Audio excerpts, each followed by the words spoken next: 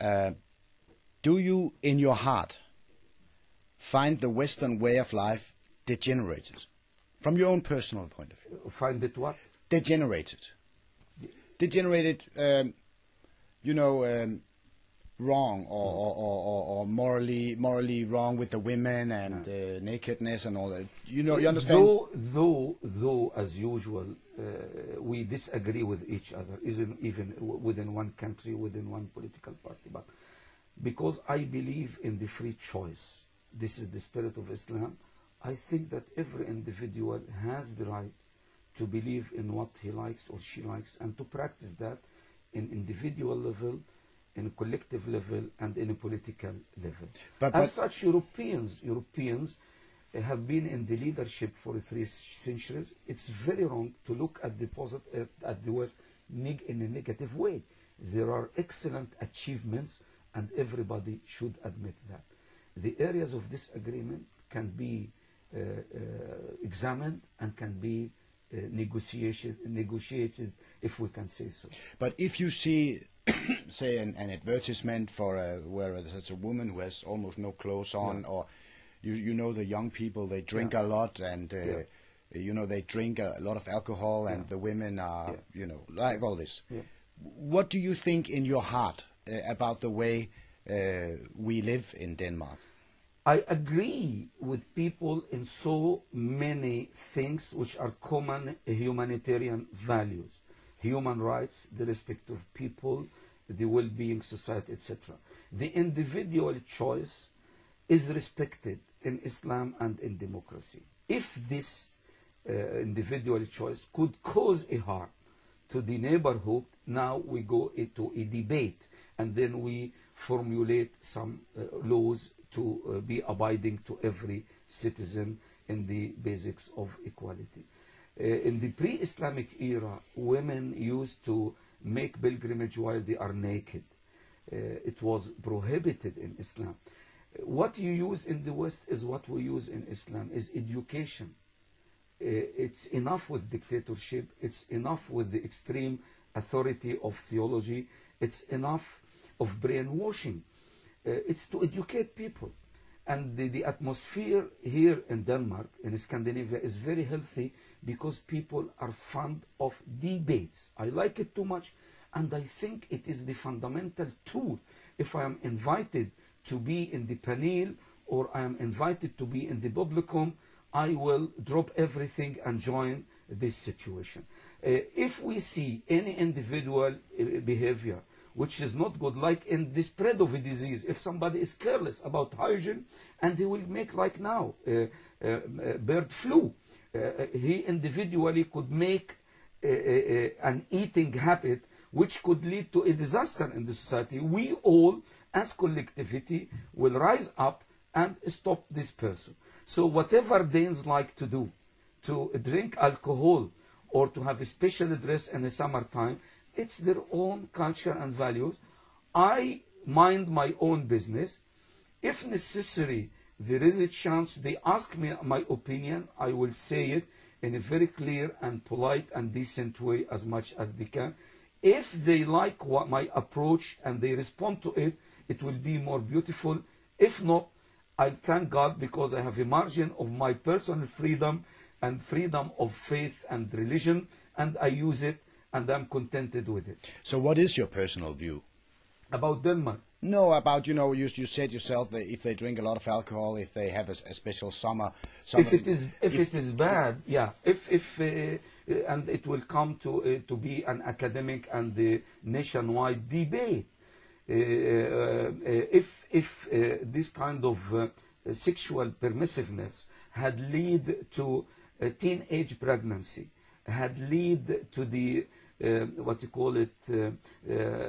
undermining the very structure of the family, where a man is under constant temptation, divorces, stepfather and stepmother. If it had become a nationwide issue, so everybody should contribute to bring remedies. In my opinion, yes, and it has been mentioned in so many reports about rapes, etc., about job harassment.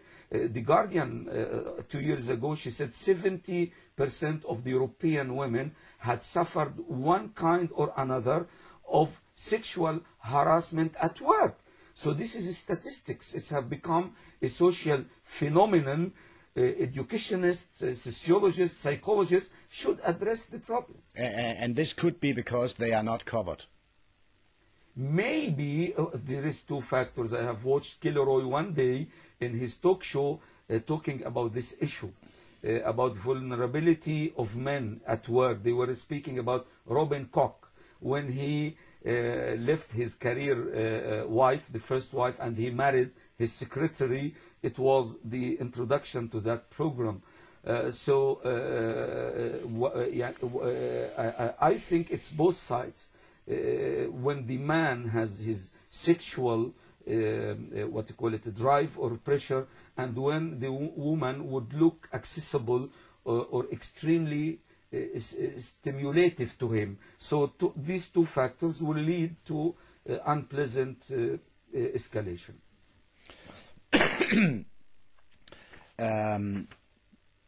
Do you understand what drives, for example, Al-Qaeda to make terrorism? Do you understand what drives them to do it? Yes, yeah. Simply speaking, the West had mobilized Muslim countries while they were in need of development, rebuilding the infrastructure, develop education and economy. The West intentionally mobilized the Muslim world to go and fight in Afghanistan, not for their own sake, not for their own agenda, but to protect oil. The Soviet Union had tried so many times. Abdul Karim Qasim and military coup in Iraq was about to take control of the whole Gulf. So Muslims have been recruited. They said, okay, and Brzezinski at that time, he had been to Peshawar, encouraged them. The leaders of Mujahideen have been welcomed in the Oval Office by Ronald Reagan, etc. This was the situation. Unfortunately, when the war ended up, nobody told them thank you for your nice job. Nobody made a program of rehabilitation. It's the contrary. At that time, Arab and Muslim regimes were under extreme pressure within the conflict between the communism and capitalism to be anti-Islamic. And as such, those people had contributed the virus of jihad. There is no quarantine to put them under control. Let them be in the open and face their destiny. In this desperate situation, I don't say that Islamic interpretation is based on mentally disturbed mentality. No. But I say there is an initiation, there is a motivation to go in one direction or another. So to the best of my conclusion, those people who had sacrificed, who had seen thousands of Muslims leaving their countries and coming to help the Afghans, and then ended up with no gratitude, they started to search to the root. Now we finished from the Soviet Union. What is the other pole? It is capitalism. Who is the leader of capitalism? It is USA. They manipulated us, they misused us, and they show no gratitude. Now they are the biggest enemy. In Islamic interpretation, as we differentiate between the individual and the collective, where there should be a legal Islamic leadership to make the interpretation and to take the necessary decisions, those groups gave themselves the liberty. They are the veterans of war. They have the expertise and they know the atmosphere. They have this joy of victory that we have defeated the most wicked superpower. So why don't we try with the other one? It was the simple interpretation, and they found, and I know that they could found in the Islamic jurisprudence enough support that we, them, in a state of war against USA. This conclusion, if you take it out of the context and put it under the microscope in the academic examination, it looks sound and it looks acceptable. But it does not apply to me. Here is the trick. Here is the situation where we say, where I was asked before, We read about Osama bin Laden in media, BBC, the French television have been, USA had made enough. He's from a wealthy country. I think we have enough knowledge about his background. The idea here is to help both parties to understand each other, and here I was misunderstood. Osama bin Laden as a man, he is like me and you. Ernesto Che Guevara is like me and you. Josep Broz Tito in Yugoslavia is a man like me and you, if he resorted to any armed struggle or not. So we all are human beings. So Osama bin Laden as a human being, he's a good human being. I have no doubt about that. Number two, Osama bin Laden as a charismatic man, as a businessman who had quitted all this wealth and pleasures and decided to sacrifice in Afghanistan, we should admire him. No doubt about that. Otherwise, it is hypocrisy. A man of the, I haven't seen a wealthy man in the West, in USA, decided to quit his millions and his palace in California to go and fight against communism in Bolivia or Nicaragua. I haven't seen anybody. He, as a man, within the people close to him, in interviews, bodyguards, they praised him. These two dimensions, we must settle them. We, as Muslims and the West, we should give him 5 stars in this area. But now we come to the difficult, the third and the last dimension. He, as religious leader, does he has the religious, theological, scholarly to be accepted by the majority of Muslims? I don't think so. Some people, they admire him as anti-American. He compensates to their feel of inferiority and defeat and oppression. He is fighting in their behalf. It is a psychological attitude. If he brings Taliban to rule, if a man from Morocco, from Sudan, from Yemen, Turkey, he admires Osama bin Laden to extreme. And then Osama phoned him and said, I will bring Taliban to rule your country. Say, no, sir, thank you. I don't need you. I don't need your people. So there is here the third dimension about his interpretation. I can understand why he did that.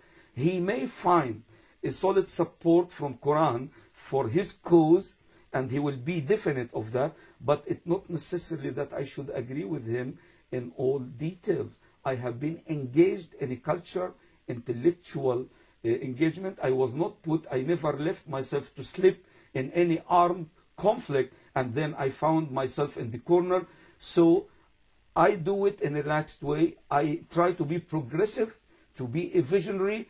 I'm dead sure that Islam will occupy its reasonable way when Muslims become competent enough, when they become good, when they have no double standards, when they claim and practice on the same level.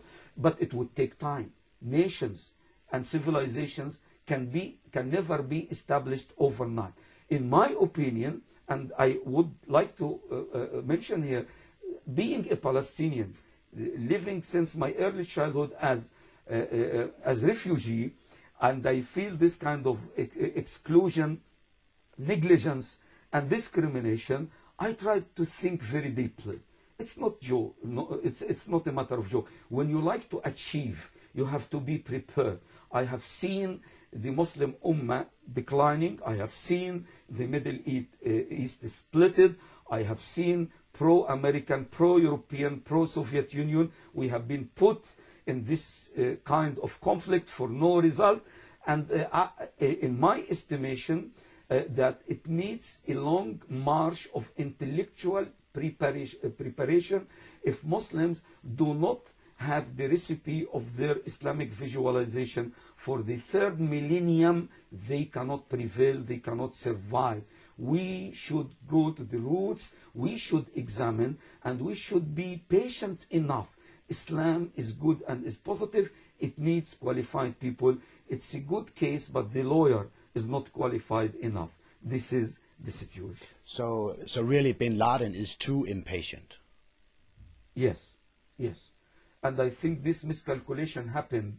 I have been watching Al-Arabiyya, where Abdullah Anas, the son-in-law of Abd Azzam, he is a famous mujahid. He is now a refugee in Britain. He also pointed out, I was not there, this is my remote visualization.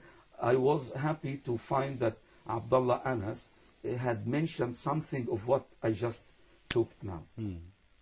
I think you have already answered this, but I'll ask you anyway. The 17th of June 2002, you said to Jyllands-Posten, which is your favorite newspaper. You said to Jyllands-Posten, "I see Bin Laden as a good person who lives in an ascetic way." Yes. Do you still think so? Yes, within my Islamic culture, when you are millionaire and you quit that, I am a refugee, I suffer, I shed tears. With every suffering, I feel consumed from inside. God gave me this kind of feelings and emotions, and we have to value anybody who would quit any kind of this luxurious life where you see people killing each other to get more money. We have this huge wealth of oil, and me and thousands are here on the A-Casse or in the content hill. It's a contradiction, and it is a dilemma where a Muslim nation is so wealthy, and we are here getting, sorry to say, with all respect to the system, some sort of a charity. And that's why if somebody, including me, would admire Osama Bin Laden, I check myself if I'm wealthy. Should I become a captive of this money? Should I become more greedy? Should I forget about the needy people? This is the question. Okay. Some questions about your past now. Somebody told me that you were not wished in the Emirates. You told me you came there, you had your own mosque there, but then you were expelled from the Emirates. Somebody told me this is true. So can you tell me short, why were you expelled from the Emirates? Because it's you have 20 witnesses, refugees here. They remember my famous Friday sermon when I criticized Saddam Hussein, entitled not in name. In Emirates, in Gulf areas, it's very sensitive. You know, foreigners had outnumbered the indigenous people. There is a sense of social insecurity. I am an engineer, I'm not fool, I'm not a teenager. Again, I have this mosque officially, and this was my intellectual engagement, is to initiate a cause. So at that time, people were talking too much about what you call it extremism, tatarruf in Arabic. And I found it is unfair a treatment because it will end up with no result. If you criticize young people, if you put the blame all the time on them, it means you turn a blind eye and it looks very stupid and dishonest. So in my topic on the Friday, I spoke about why should we face any extremism? Why? If Islam is a moderate religion, who should take the blame? And indirectly, I criticized the three regimes. On the top of them, Saddam, it was the war. I said it's unfair. I said it's a new bleed for no reason. He was anti-Islamic secularist. He used to excuse Islamists. Number two, I criticized the Syrian regime, who was also secularist, and he put down the so-called Islamic Arab. I criticized the Saudi Arabian regime as a wealthy country with these resources. We don't envy them, of course, and they are the custodians of the holy shrines of Mecca and Medina, the symbol of Islam and monotheism. They should play a bigger and better role, not to be, in my estimation, as a blind alliance to USA whatsoever, to have their own independent policy to some extent, to be fair. Yeah. So I was detained, and the authorities started to interrogate me. And after they expelled me from Emirates, some of my friends, because my wife followed me after 1 month, the best interpretation that the Iraqi intelligence gave a warning for a simple and small man like me, that if this man remains in Emirates, we shall assassinate him. At that time, the Iraqi intelligence could not tolerate. Iraq was in a state of war. The battle was in Al-Faw, where Mubarak sent his generals to help the Iraqi, and all the people in Gulf were keeping quiet, was afraid to the extreme. I could accept this interpretation. So that means you were expelled from the Emirates because you criticized the power holders in the Middle East, or some of them. And I give you another point. In oil industry, you cannot get security license until your record is clean. I'm proud to say they call me the saint. They feel secure since I wasn't quiet, and since I came to Emirates within my behavior. Most of the people, my superiors, the Americans, the French, the British in oil companies, they assume that I'm a saint. And I like that. If it is a praise or admiration, well, thanks to God. And I can never get a job in oil industry unless my records is 100% clean. So is it true also that you are not wanted in Egypt? What? That you are not wanted in Egypt. Yes, is this yes, true? yes. Why is this? Because you went from the Emirates, then you went to Egypt. Yeah. So now you start the journey of a travel. Egypt, like when I appreciate the attitude of Denmark. What happened in Egypt? In Egypt, you know, the situation was very tense. When did you come from the Emirates to Egypt? When was this? It was in February 1982. 1980. 82. 82? 82. Okay. Yeah. Okay. Yeah. After the murder of Sadat? Yes. Yes. Yeah. Okay. And out of a question, if I have any physical contribution, they should have executed me, not released me. Yes. You know, in Egypt, they have a typical complex called the Palestinian complex. Abdel Nasser put it very clear, we shall take control of the Palestinian issue. He was anti-Arafat in the very beginning, and then he was forced to accept PLO under Shuqairi and to come to the international settlement. So very briefly, Egypt is an international country. Tourism is so many millions. They deal with international projects and experts. So they are very sensitive, allergic to any kind of insecure practices. I was all of my life in Egypt. My record was very clear.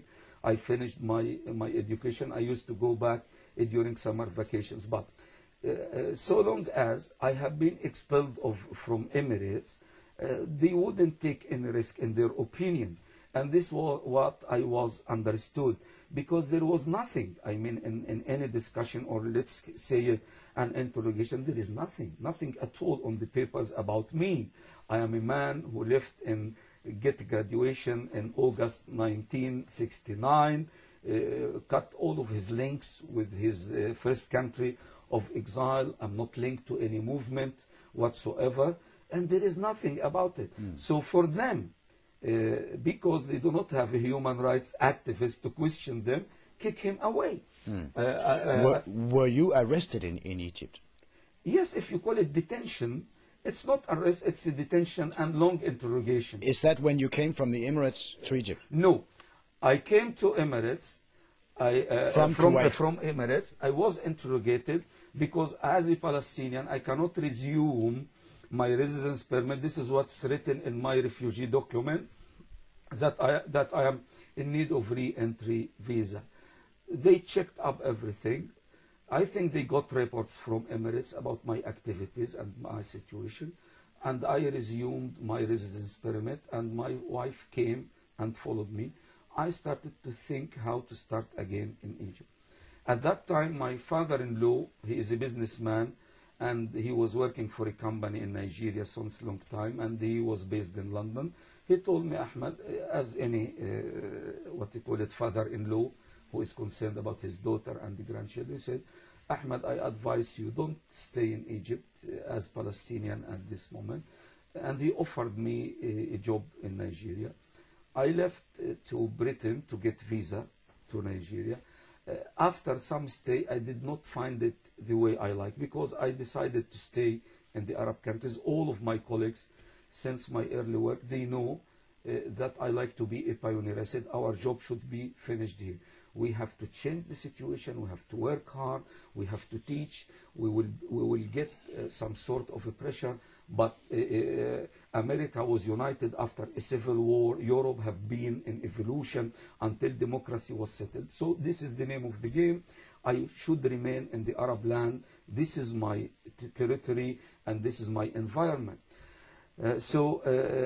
Because of that, I was not welcoming any idea to leave the Middle East, and I see no reason for that. So after this proposition, I have been to Nigeria.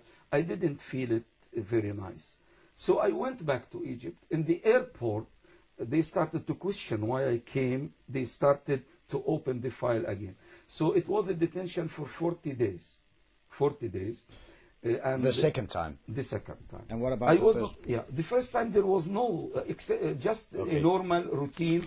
Even my wife, as a Jordanian, she was invited to the, what you call it, security headquarters. Yes. You go there, you see all nationalities. This is the routine in Egypt. So when did you come back from Nigeria to Egypt? When was this, do you think? I can get my passport. No, say from February. It's not so important. Yeah. Just a year. Put 4 months after February. So we have March, April, May, June. June 1980. 1982. So you were not very long time in Nigeria. 3 months. Okay. I understand this now. Contract. And before the end So of the probationary period, I said I'm not satisfied. I like to go back to Cairo. So after the Emirates, you came to Egypt in February 1982. Then you were questioned, and then you went to Nigeria for 3 months. Came back, was in detention for 40 days in June 1982, and then you went to Denmark. No, not the Nigeria. The only I can bring my travel document, Palestinian travel document. The only country where I have re-entry visa was Nigeria. Okay. So my family, they bought a ticket, and I was released immediately to the airport, and I went to Nigeria. After until October 83, an organization here, they were searching for somebody. They went to raise money in Kuwait. They met some of my friends, and they said, we are in need of a man who knows about the West, about the mentality, who has good knowledge in religion. This was Abdul-Wahid Peterson? Mostly. One of them, yes. So they sent me a message in Nigeria, and I came on a visit in October 83 for 1 month. Okay.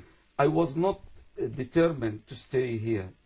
Very shortly after consultation of some scholars, my teachers, asking some Muslim activists here, because I did not find the idea very appealing to me. It looks very tough, very hard. I found that the Muslim community here is not educated, not qualified, and all the load will come on my shoulder if I come to an Islamic activities. But to settle that, the final decision was made in cooperation with my wife. She was in Amman. I asked her to come here. I told him I will not take any decision until we make it together. There will be a tremendous social work, and you will take it, not me as a woman. Otherwise, we will go back to Nigeria. She came here, and she accompanied me. In Egypt, in a sense, we Palestinians are minority. In Kuwait, Arabs versus Kuwaitis, we are minority. In Nigeria, we were minority. So it was not difficult for her to make an estimation. And when we make a comparison, the answer was positive. So we went to the directorate, and the friends applied for apostolates, some Muslimisk missionary. I went back to Nigeria. I get my visa from the Danish embassy in Lagos. I came here in August, the 6th of August, 83. And I think in the 12th of 14th... No, it must have been 84, sorry. It was, no, 83, before the end of 83. Okay. Before the end of 83. I see, okay. Because I came in October, 1 month, I went there, and November, until I got the visa, made the reservation, I came in the first week of December. Okay, it's because you say 6th of August, you mean 6th of December? Sorry, yes, 6th of December. Then I understand, okay, 6th of December, okay. 6th of December. Okay, good. 1 week later, my wife came with my children from Amman, and we started our stay in them. So could I have some brief answers to this? This is maybe only yes or no questions.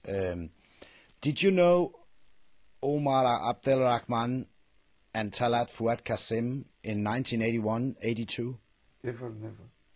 Never. I was not concerned about the Egyptian issue. I was busy in my work in the Gulf area as usual, oil engineer, and my religious activities. You never met them in 81, 82? Because that's when they were arrested, just before the murder of Sadat. You never knew them? Never. No. Have you been associated with Gamaa al-Islamyia? Never. Because number one, I have the approach of the cultural change, not the partisanship at this kind of Islamic movements work. Number two, Gamaa al-Islamyia started with a regional interest about Egypt as the core of the area. We as Palestinians who assume that Jerusalem is the center of gravity, and as such, I think priorities are different. Talat Fouad Quassim, was he your friend or was he just somebody you knew? Would you call him your friend? In a sense, because we have a lot of things in common, but he used to receive a tough criticism from my side about so many things who used to make up to his interpretation. I know the mentality of people. If somebody is engaged in an armed struggle, it would look ridiculous to turn him back in a chatting in 5 minutes. You have to win the trust of people. They must trust. It's like consultation, religious consultation. If a couple, man and his wife, have a problem, if they do not trust me, they wouldn't listen to me. So, in a sense, he is like any other body who get illegal residence in Denmark. Secondly, I tried, in a sense, to be close to him to influence his way of thinking. I disagree of using violence against regimes because losses from both sides are Muslims. It's not Western versus Islam. So in the final outcome, we achieve nothing. Number two, it's a primitive approach as usual to rush to conclusion and to engage a guerrilla warfare against a well-established country. It doesn't work. I'm an engineer, I am a historian, I am a thinker, and I don't think that it would fit any kind of logical interpretation. So you didn't agree with him? Indeed, everybody knows that. Everybody.